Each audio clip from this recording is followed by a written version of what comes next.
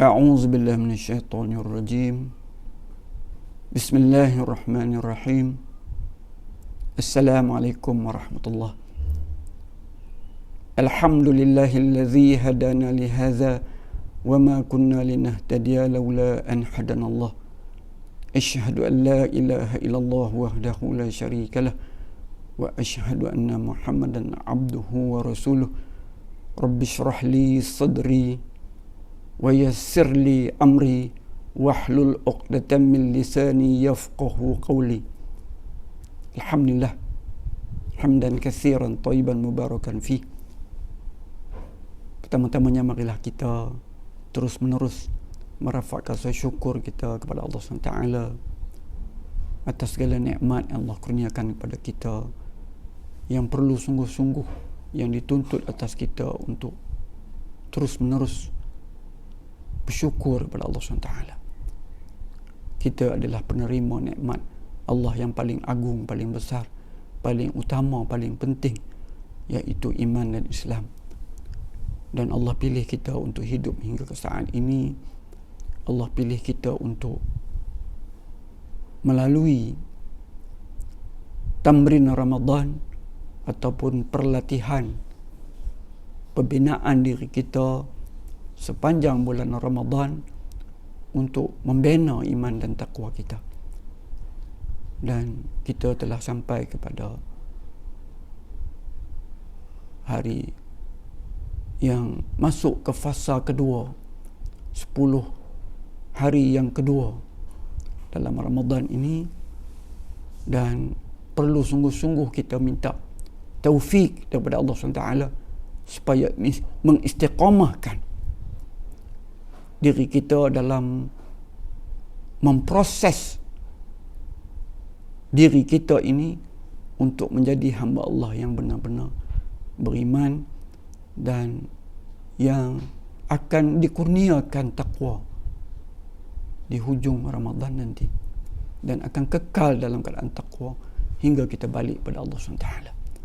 Jadi untuk episod ini kita akan sambung tentang muhasabah, dan ia merupakan langkah terpenting sebelum kita nak bertaubat kepada Allah SWT.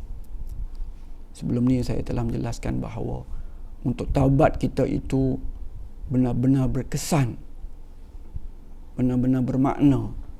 Kita perlu melakukan muhasabah, dan telah saya bacakan ayat Quran surah Al-Hashr ayat 18, dan kata Ibnu Katsir di dalam tafsir dia, maksud ayat ini, ayat 18 dalam surah Al-Hashr ini adalah muhasabahlah diri kamu.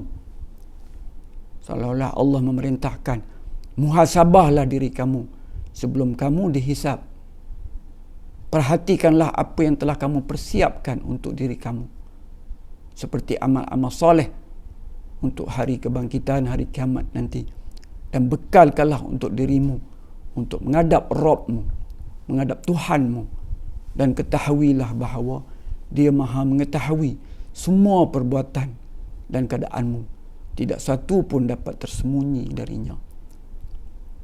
Ini perintah untuk kita menghisap diri kita sebelum kita sendiri akan dihisap oleh Allah SWT. Ini merupakan langkah seorang yang cerdik, disebut oleh ulama juga, sebagaimana dipesan oleh Sayyidina Umar bin Khattab radhiyallahu an, yang mengatakan, hisaplah diri kamu sebelum kamu dihisap. Kita tengok banyak papan-papan tanda kan? Solatlah kamu sebelum kamu disolatkan. Tapi saya belum jumpa lagi papan tanda yang menulis hisaplah diri kamu dulu sebelum kamu dihisap. Kan? Ini perintah yang serius. Hendaklah kita melakukan soal siasat yang teliti semampu mungkin untuk kita melihat kebaikan-kebaikan Allah yang telah kita terima, dan kita memperakuinya dengan bersyukur sungguh-sungguh pada Allah SWT. Di masa yang sama, kita teliti tentang kejahilan kita, kebodohan kita, tentang maksiat, kedurhakaan yang telah kita lakukan pada Allah SWT. Dan seandainya kita ikhlas dan kita bersungguh-sungguh dalam muhasabah kita ini, akan berlaku satu kesan yang mendalam yang membawa kita kepada taubat yang sebenar-benarnya.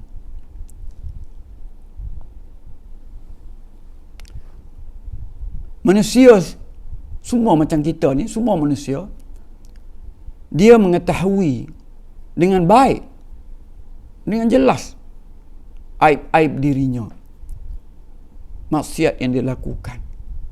Itu yang timbul penyesalan. Sebab salah satu syarat taubat diterima adalah adanya keinsafan dan penyesalan. Kita tengok balik ke belakang, kita paparkan kehidupan kita di depan mata kita sendiri. Semoga Allah berikan kita kejelasan dalam hati nurani kita. Kita nampak amal yang kita lakukan banyak yang bukan berdasarkan ilmu yang benar, banyak dasar ikutan. Kita mungkin telah lalu zaman muda kita yang lalai, jahil. Jadi kalau ada amal yang kita lakukan pun, dia adalah amal yang kurang berkualiti sebagaimana yang Allah kendaki. Semoga Allah terima dan Allah ampuni kejahilan. Dan ramai orang yang pada ketika usia yang telah lewat juga, Allah sayang kepadanya, membawa dia untuk hijrah, untuk jadi serius melalui jalan menjadi hamba Allah yang sebenarnya. Itu dari sudut amal kita, amal soleh yang kita lakukan. Tak banyak dan banyak cacat pula tu. Ini dituntut untuk kita taubati. Yang keduanya, maksiat yang kita lakukan. Kita mengetahui maksiat-maksiat yang telah kita lakukan. Walaupun kita boleh beri 1000 alasan, tetapi kalau kita tak ingat semua pun, pasti kita menyedari bahawa kita adalah manusia yang banyak melakukan maksiat terhadap Allah SWT. Kita tak mau cerita lagi pasal dosa kita pada manusia, pada ibu bapa kita, pada adik-beradik kita, pada rakan-rakan taulan kita, dan pada manusia lain. Pada dosa kita pada Allah saja banyak sungguh. Dan sebelum Allah kurniakan kesedaran kepada kita, kita tidak menyedari bahawa Allah yang Maha melihat tanpa ada kekaburan maksiat yang kita lakukan. Tak boleh bayang Allah sedang melihat kita melakukan maksiat terhadapnya, melanggari larangannya dengan sejelas-jelasnya, dan maksiat itu dirakamkan, dan kita tak tahu yang dosa kita tu telah terampun ataupun belum. Dan bukan sekali, banyak kali, dan bertahun-tahun kita melakukan maksiat terhadap Allah SWT. Jadi kalau kita renung sekejap, pause, berhentikan hidup kita, kita renung sungguh-sungguh, kita muhasabah diri kita, insya-Allah kita akan bawa hati kita yang sedar untuk bertaubat pada Allah SWT. InsyaAllah kita sambung lagi. Wallahu a'lam. Assalamualaikum warahmatullahi wabarakatuh.